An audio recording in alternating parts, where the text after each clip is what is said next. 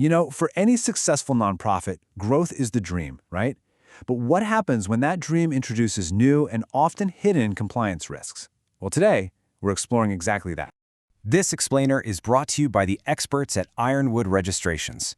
Their goal is to take these really complex regulatory topics and just break them down into practical, actionable advice for nonprofit leaders just like you. All right, so here's our game plan. We'll start by understanding why growth creates risk in the first place. Then, we'll walk through the 3 key stages of a nonprofit's journey. From there, we'll get specific about how your risk profile changes, and most importantly, we'll wrap up with a clear plan for responsible growth.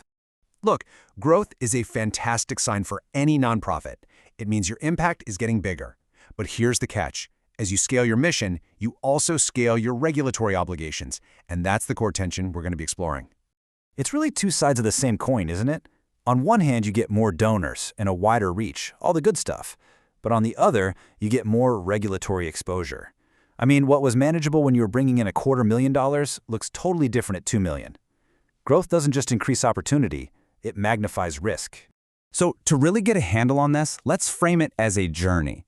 We'll look at 3 distinct stages of nonprofit growth and see how your compliance needs evolve at every single step. Okay, let's start at stage 1, the early stage. This is when you're likely focused on your home state, with a solid base of local donors. Your processes might be a little informal, your online campaigns are limited, and that's totally fine.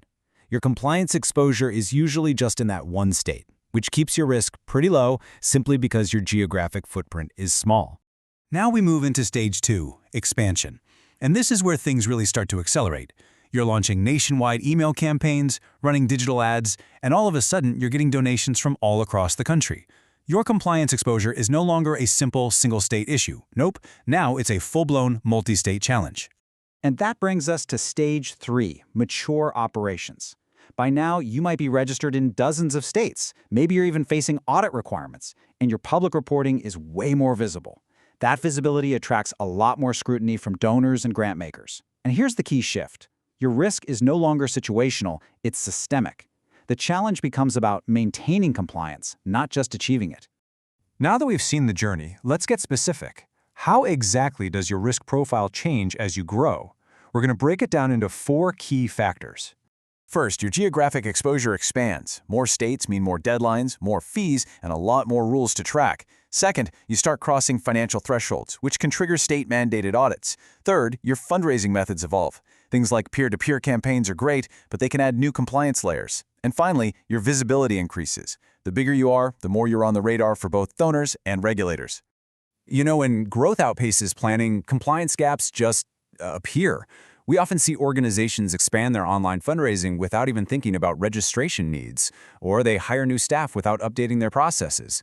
Missing renewal deadlines and overlooking audit thresholds are super common pitfalls. It's a classic example of how unplanned growth can create some serious operational strain. Okay, so we've defined the problem pretty clearly. So what's the solution? Let's talk about how to shift from being reactive to proactive with a solid plan for responsible growth. The central question for every nonprofit leader is this one.